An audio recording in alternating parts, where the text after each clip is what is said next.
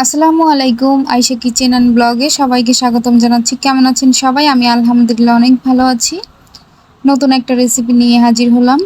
বাহিরে ঝিরিঝিরি বৃষ্টি পড়তেছে, তো ছেলে মেয়ের জন্য বিকেলের নাস্তা তৈরি করব। ভাবলাম যে হাতের সেমাই তৈরি করি। আসলে এটা হাতের সেমাই আমরা বলি, কিন্তু এটা মেশিনে তৈরি করেছে, রেডিমেড যেই চুটকি সেমাই সেটা আর কি। তো এখানে আমি পানি নিয়েছি, পানির মধ্যে 200 গ্রাম গুঁড়ো দুধ দিয়ে দিব। আমি অনেক পরিমাণে দুধ দিয়েছি, যত দুধ বেশি দেওয়া হয় এই সেমাইটা খেতে তত ভালো হয় আর কি। এখানে আমি পরিমাণ মতো চিনি দিয়ে দিব। দুধ চিনি একসাথে আমি এটাকে একটু জাল করে উতরিয়ে নিব।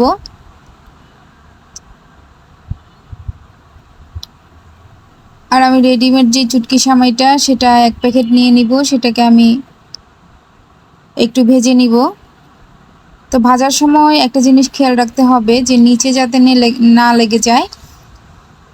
চুলার আঁচটা একবারে লো আঁচে রাখতে হবে আর অনবরত নাড়তে হবে। নিচে লেগে গেলে খেতেও ভালো লাগবে না, আর পুড়ে গেলে দেখতেও সুন্দর লাগবে না, খারাপ লাগবে দেখতে। তো আমার ভাজা প্রায় হয়ে গেছে, হালকা হালকা একটু একটু দেখা যাচ্ছে ব্রাউন কালার হয়ে আসছে। তো আমি এটা নামিয়ে ফেলবো। তো দুধের মধ্যে আমি এগুলো দিয়ে দিব।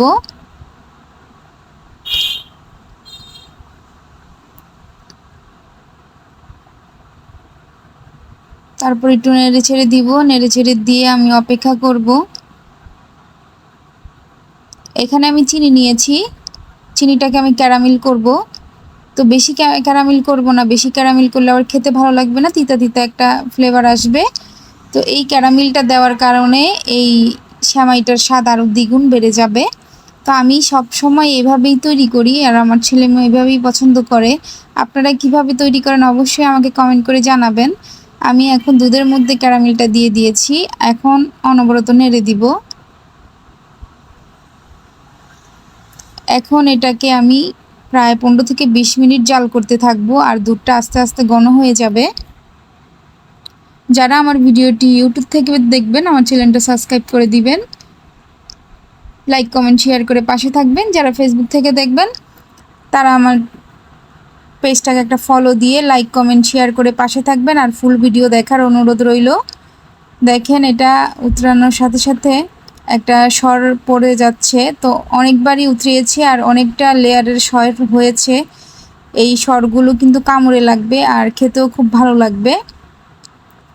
তো আমার সময় রান্না করাটা হয়ে গিয়েছে, দেখতেও মাশাল্লাহ অসম্ভব সুন্দর হয়েছে, আর খেতে তো কি বলবো, অনেক মজা হয়েছে। আপনারা চাইলে বাসায় ট্রাই করতে পারেন। তো দেখা হবে অন্য কোনো ভিডিওতে। সবাই ভালো থাকবেন, আল্লাহ হাফেজ।